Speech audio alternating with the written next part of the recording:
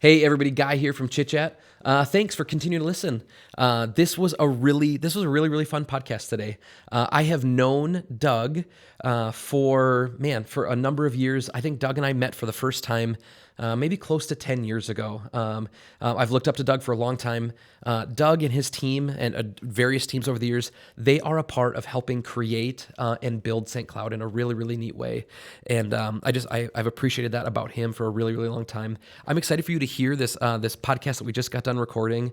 There are people in our community like Doug who really truly care about our town, and then they put their money where their mouth is, and they show up and they work hard to help make our town better. And I love that I get for this job, with this podcast, I get to have conversations with people like that and get encouraged by those people. And hopefully, I hope you're encouraged too. Maybe after a podcast like this, maybe that will be the little push you need to maybe start the business that you've been thinking about, or maybe grow. Maybe your business is in your house right now and you've been thinking about a building. There's some downtown. We want you to come down. Come be our neighbors. Come be down here and join all this really great stuff that's happening in our community. So that's what we talked about today, and it was a blast. And I'm just thankful that you guys continue to listen and continue to support. Thanks, everybody.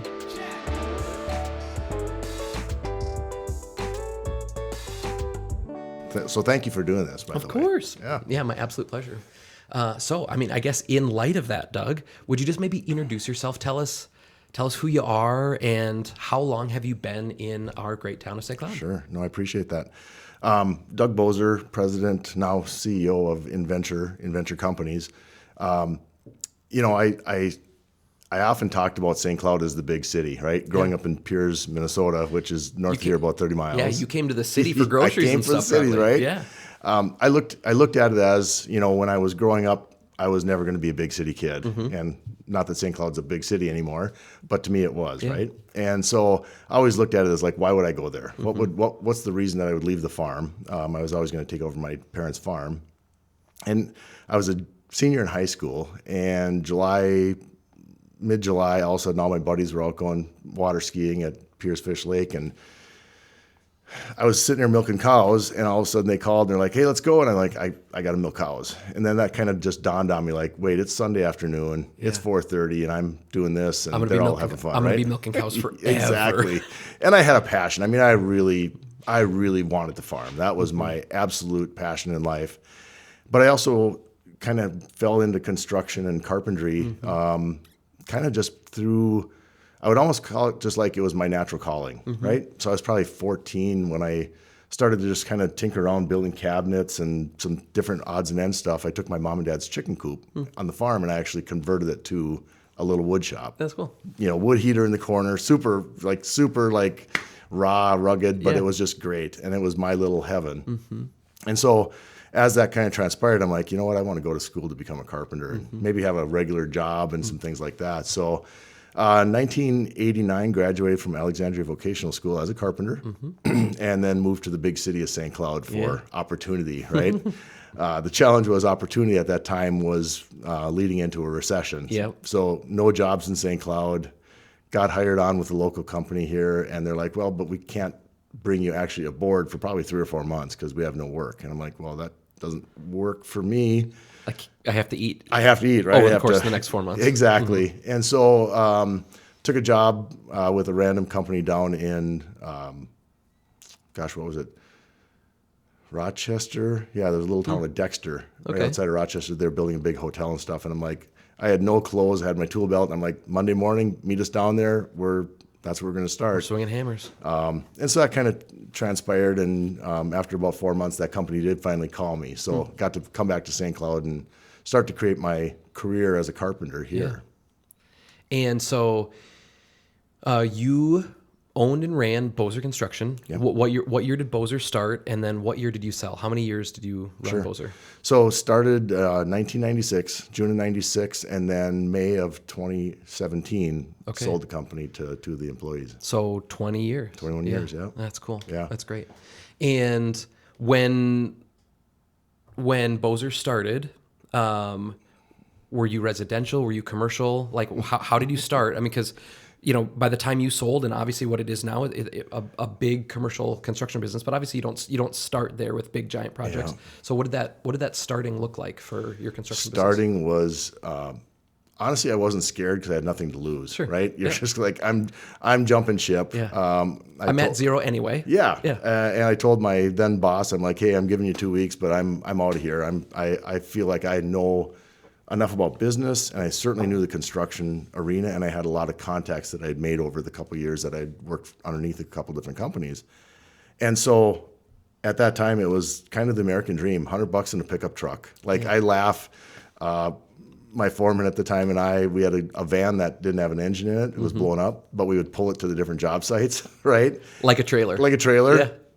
And it was three of us. My dad kind of was semi-retired off the farm and out of the military. I'm like, Dad, I can't pay you much, but let's just start. And so there was three of us that kind of started started in the company. But we did, like, I couldn't tell you how many bathroom remodels we did. And the one year we laid like 30,000 square feet of wood flooring for Matthew Hall Lumber downtown at the time. And you just did anything. Yeah. And I can remember like the first year that we grossed $100,000 in revenue, you're like, this is amazing. Yeah. And we made it. We made it, right? Yeah. And then you talk to people and they're like, yeah, well, we'll see what the end of the year and your odds of failure are extreme, right?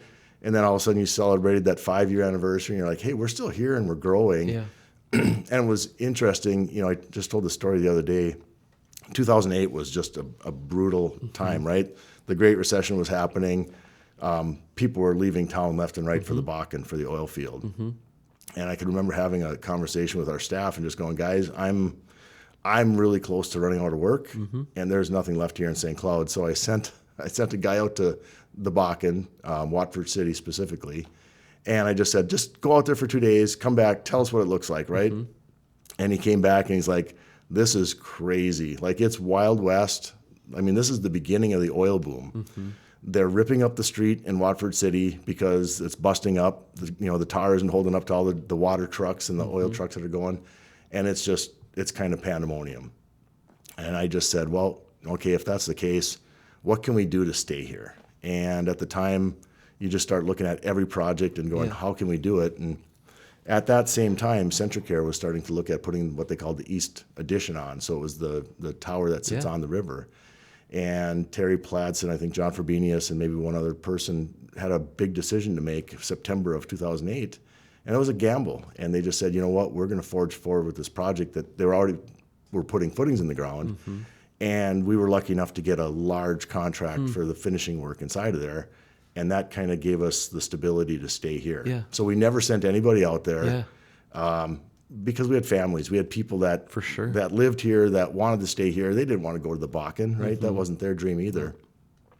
And so we actually grew through that, through that recession and through 2010 and 2011. We actually grew through a kind of a tumultuous time in the industry.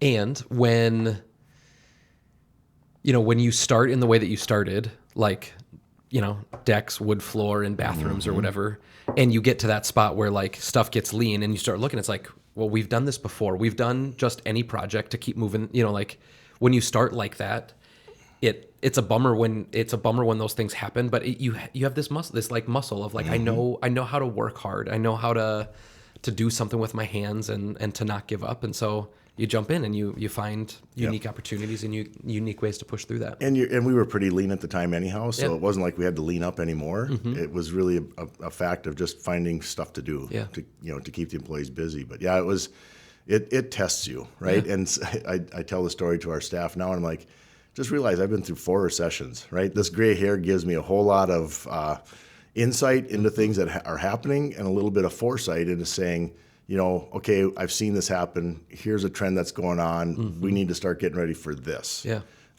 Which you don't know when you're, 28 years old and you're just trying to start a fledgling company. Okay, so you spent 20 plus years running Boser, sold Boser, and then started Inventure. Would you just tell us a little bit about what does Inventure do? So Inventure Properties and then Inventure Companies, like what do you guys do? So Inventure is really a real estate firm, full-fledged or full-service real estate firm that helps our clients build wealth through commercial real estate. So that might be buying real estate assets. We hold a large portfolio of assets that we own and manage for ourselves and for our investors. And so it gives people the ability to invest into commercial real estate where they might not know how. And we manage those assets all the way from the financial aspects through the maintenance and everything else. But Inventure was really, the brainchild was really a fusion of two words. So investments and ventures, which is really still what we do today. Yeah. We have about 46 properties spread out through Minnesota and Wisconsin. And now we're moving into Iowa and South Dakota to continue to build that portfolio. But really it's in its core it's commercial buildings, so office space. We own a couple of charter schools, a fair amount of medical, and then industrial, so large industrial platforms. So we don't do anything with residential or multifamily, things like that. But really, the core of what we do is not just a transaction, but it's really wealth advisory. Just like you'd see your wealth advisor say, "Hey, give me a 401k or a couple of Roth IRAs or whatever it is." We just use real estate as that vehicle. Yeah. That's cool.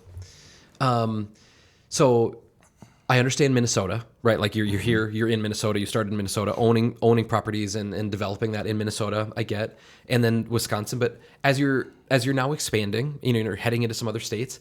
I mean, 45 properties is a ton, right? I mean, this is a huge portfolio, but there's, thousands and thousands and thousands of buildings in Minnesota.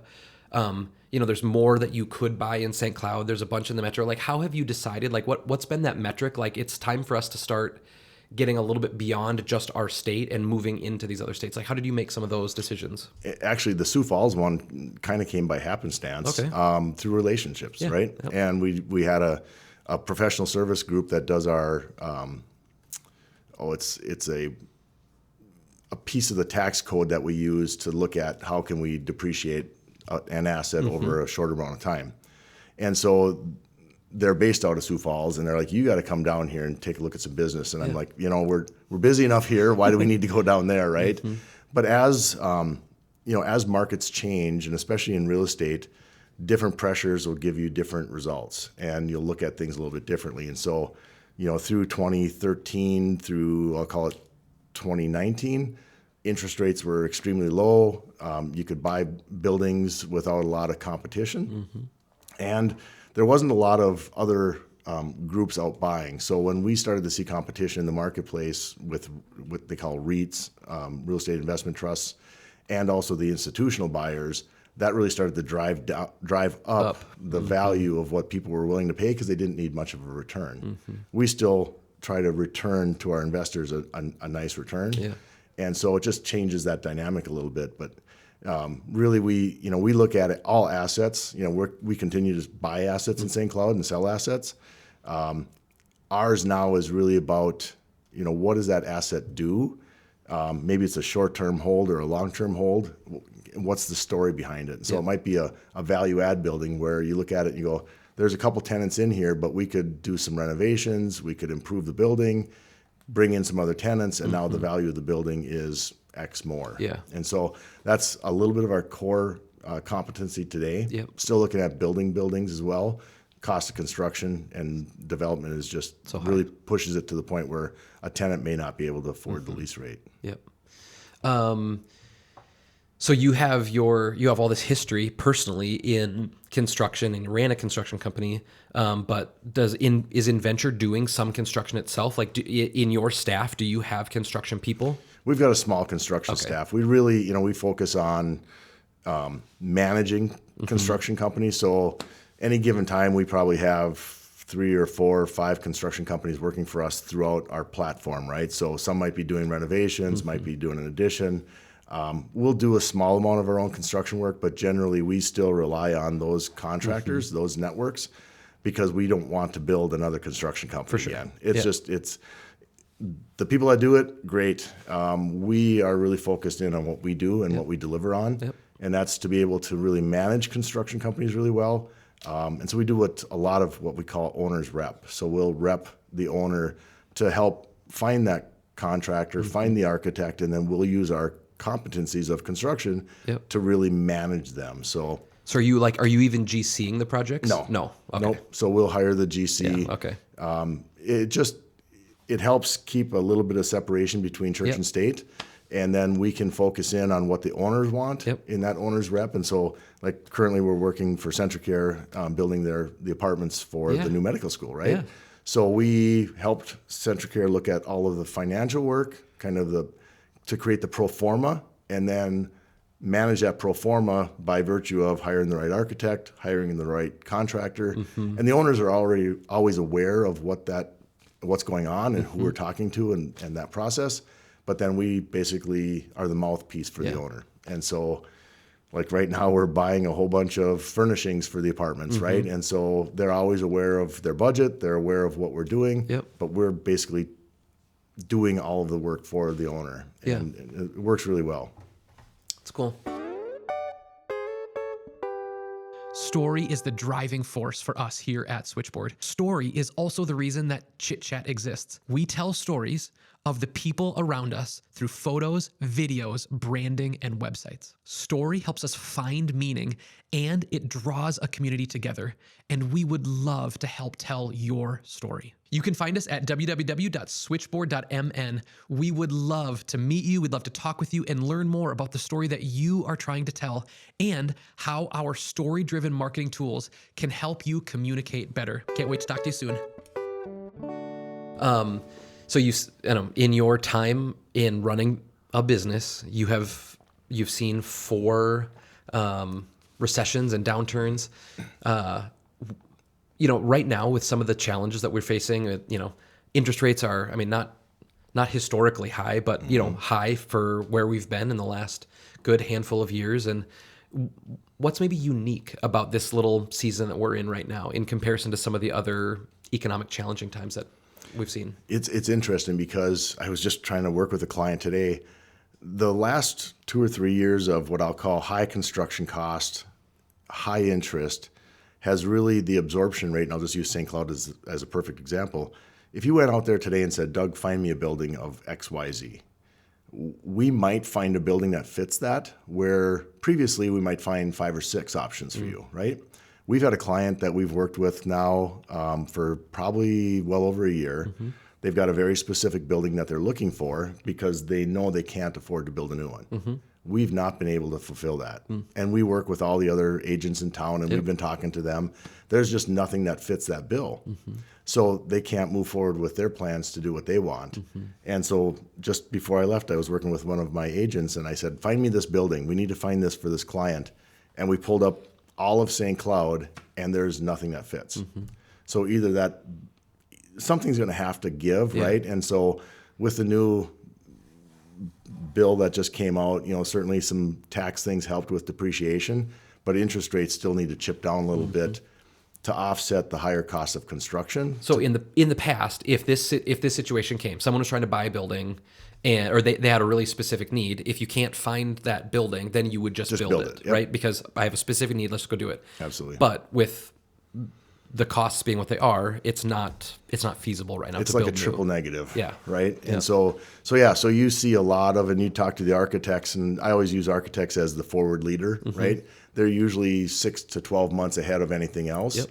We kind of ride shotgun with them a lot because as developers, we're getting contacted to say, hey, we're thinking about this, right? Yep. So in fact, as I was sitting in the truck before I came down, we just signed a deal to buy a piece of property for one of our clients, right? They've got the capacity to build. They know they want to be in this specific market.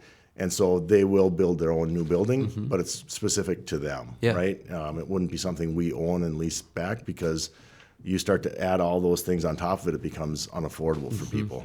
Yep. Yeah, interesting. And of the 45 or whatever properties that you guys own, how many of those are in St. Cloud? Yeah.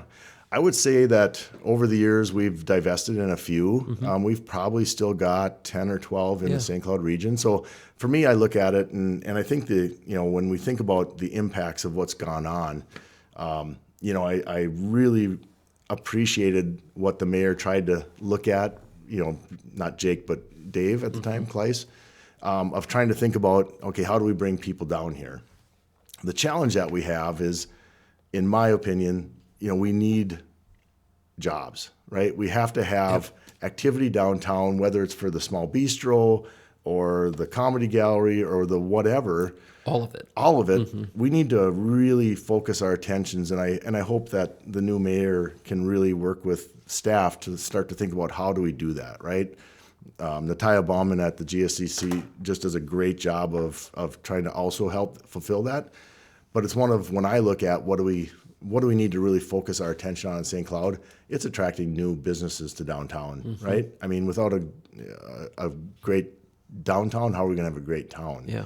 And so I always used to use the analogy of like, for every 100 jobs, it probably can support one new business, right? Might be a boutique thing or whatever it is, but so if all of a sudden we could attract 200, 300, 400 jobs, that is starting to impact, well, do we need another building? Do we renovate a building? Do we restore a building?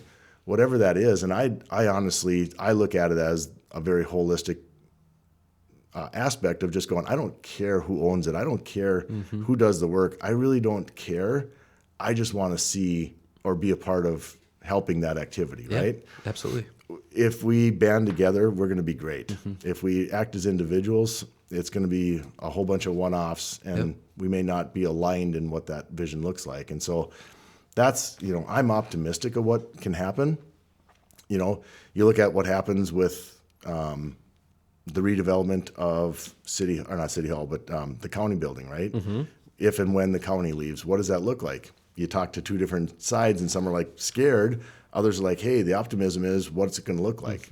The challenge is being able to specifically say, what is that going to look like in 10 years? And I've often talked about writing a paper, single page, just what does our dream look like? And give it to every person in St. Cloud and say, are we aligned with that? And if that vision works, then we just know it's a journey, right? Because even the development of that, the courts won't leave for 3 years. Then you got to tear it down and then rebuild whatever's there. It's 5 to 7 years out before something happens here. Before we're celebrating a new ball field or whatever the thing is. So sometimes development is very slow when sometimes we don't have time, right? I mean, when we see businesses, close in downtown, we're like, okay, how fast can we replace it? Well, who's working down here, and how do we reverse that process a little bit? But in the year that we have been in this building, our little block has had 3 business closures on our one block. Yeah, it's hard. Yeah, we just leased a building downtown, and we were super excited about them moving in, and they actually called us the other day and they're like, we're not moving in. Okay. Things changed for them.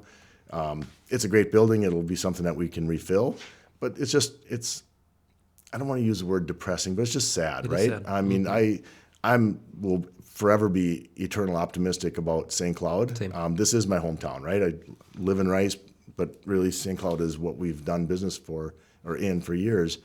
I want it to succeed, right? I want people, small businesses, to thrive, but it's still an element of how do we get the city aligned with small business, and then really be able to promote that entrepreneurship. And again, I think there's ways to promote that. It might be a public-private, some other, entity that creates some other grants, and things like that we could leverage to get. I look at and you travel a lot, so you go to these different towns and you bump into this small little eatery and you're like, wow, this is amazing food, right? And I'm a foodie, big time. It shows. But you look at it, why can't we do this in St. Cloud? Yeah. And if we keep asking those questions and have these kind of conversations, eventually something will float to the top. But right now, as good a vision as I have, we need to focus on trying to find a couple of core businesses to come, right? People. And there's good things. Niron Magnetics coming to Sartell, Centricare's big expansions. I mean, those are all great things for the region. But what happens to our core yet, right? Yeah. And we can't, Centricare, they get picked on a lot because they're one of the largest employers going, you guys got to help us solve this. This isn't going to get solved by Centricare. It's going to be solved by 5 or 10 businesses that bring 50 people to downtown. I always look at how do I reverse the traffic flow on 94 so that people that are going to work for General Mills or for Medtronic or whatever, how do we reverse 50 jobs? So they're coming here. So they're coming here instead of down there. That's the conversations that we need to try and spark with those large organizations, those large employers, that I think we could start to win that battle. Yeah. I am eager to see what happens with the old Herberger's building and the Capital One building. There's two really incredible opportunities that I think could be, hugely transformative for our downtown. And it feels a little bit, I've said it before, but it feels a little bit, especially with the Herberger's building, like it's like this domino that's like everyone is kind of waiting, like what's going to happen with it. It takes up just such a huge chunk of our real estate downtown. And hopefully whatever happens there is, a big piece of that revitalization in our community. And we've looked at it, the other element is having wins, right? Yeah. And so the unfortunate part is, whether you like it or not, having the lofts be the first, what I'll call kind of condo building in downtown, was it the right location for the city to agree to doing that versus going, okay, we are going to work hard to take down Empire Apartments, right? And get the HRA aligned with that decision and move those people somewhere. Again, it doesn't have to be far, but it's the real estate that creates the tax base, that creates the opportunities that those employers also look at. So if the lofts was in the Empire Apartments spot, let's just say, Looking over the river. and that would have been a huge success, we would have other developers coming in looking at this going, look at the success. We're going to build off that success. Now they come in and they go, well, but see, that project didn't. And again, developers are good people. Everything, it's just, was it the right thing to do at the right time? That's sometimes the risk that developers take as well. But it really, you can see the downstream effect now of that, because when others look at that, we've hosted several large national developers coming to St. Cloud, because we don't build that asset, going, hey, come look at this stuff, right? You could do this right here. We've got riverbanks, we've got the Herberger's building, and they're just like, yeah, but look at what happened here. Yeah. So it's an unfortunate track record, and I think about how do you get the next one to be absolutely successful. Yeah, for sure. Doug, you've been so involved in our community in so many ways in the private sector. Have you ever considered some sort of political endeavor or career in St. Cloud? No. I didn't think so, but I laugh because I tell people all the time, and I was at 2 city council meetings in the last 2 days of planning and zoning. I can do way more on this side of the dais than I can on that side. And while I know I can help, I just believe that I can help more on this side. And I would struggle with some of the just things that, God bless their soul. Anybody that wants to be a politician. Yeah. The bureaucracy can be hard. I don't even know how you fathom this, just coming to grips with, people, and everybody has a different idea of what should be right or wrong. And you just have to listen to it all and go, I'm making this decision. I'm going to probably upset 50% of the people, and 50% of the people are going to be aligned with it.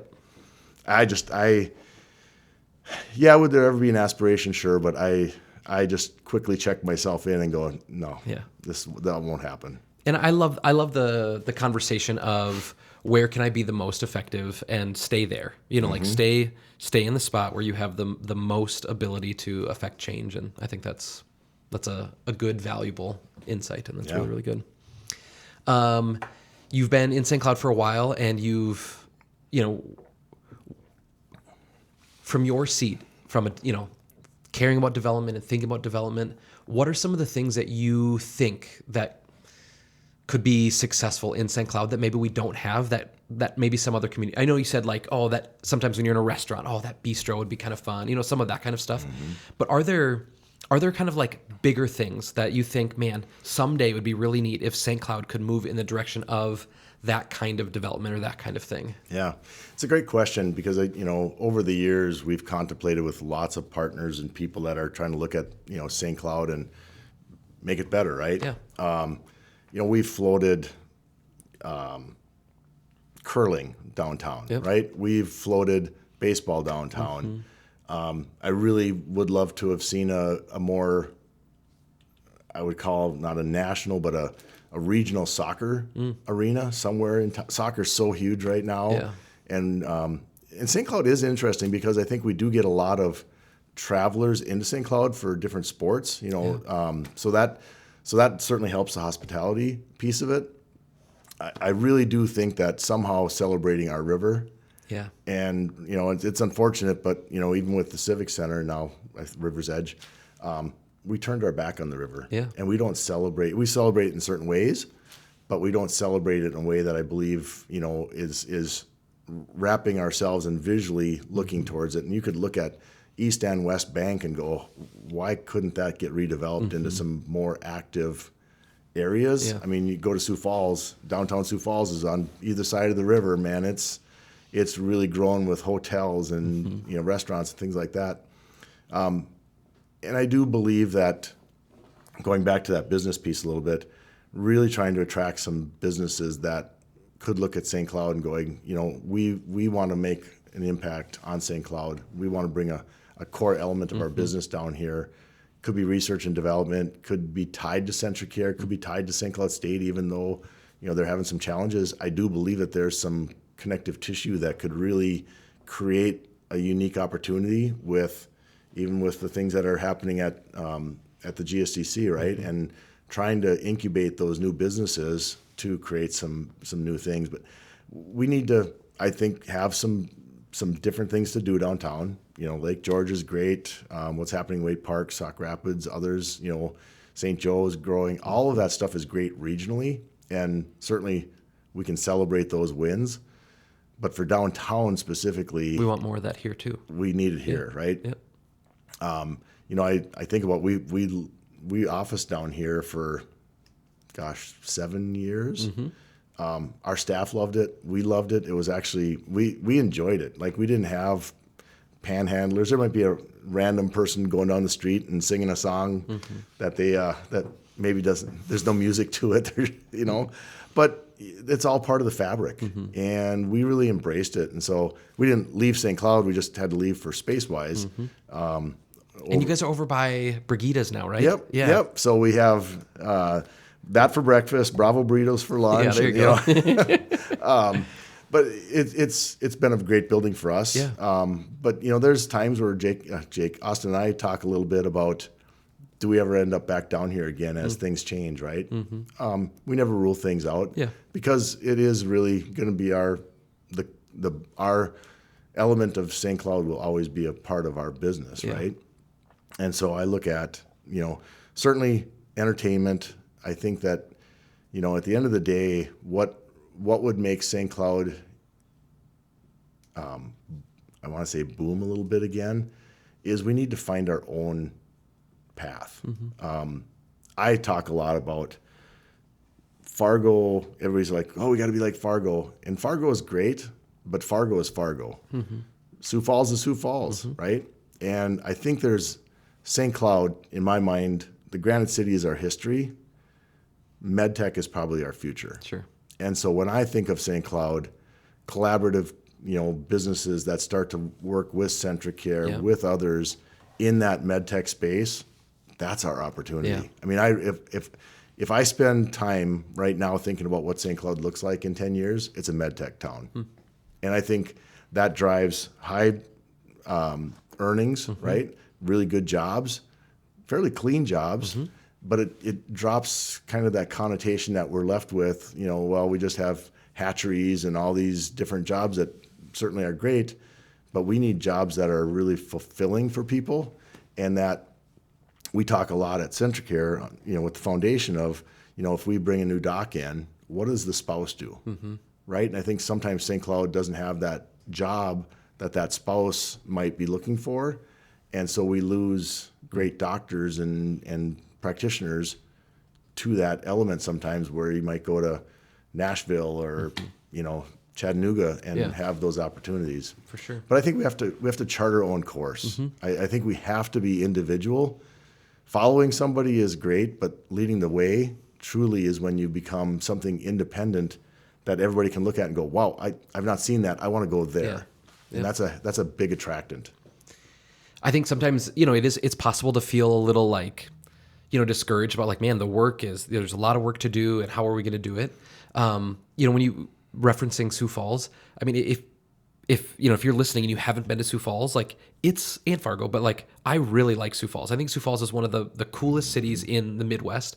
I've got to spend a lot of time there with different clients over the years, and it's really fun. The food scene is great. The entertainment scene is great. How it interacts with the river. I mean, like all of those things is really neat.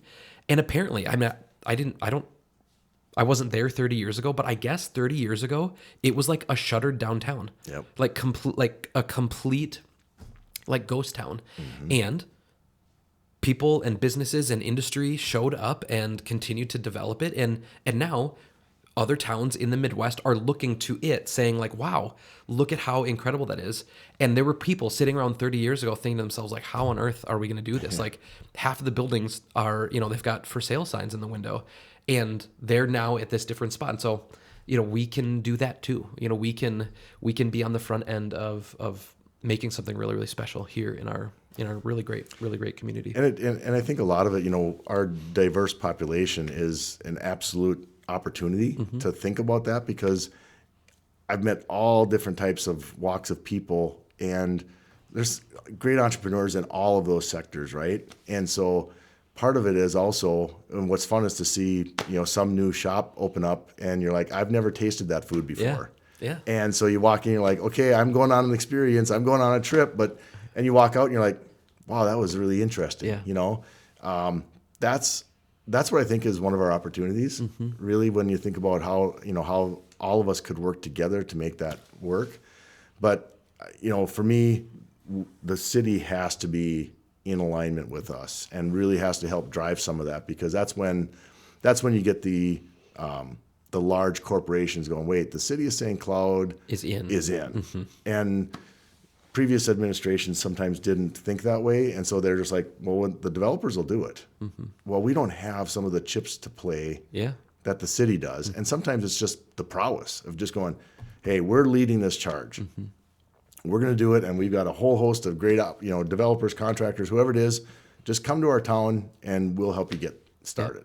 Yep. I love that. Laying that path, I think, is really important for our future.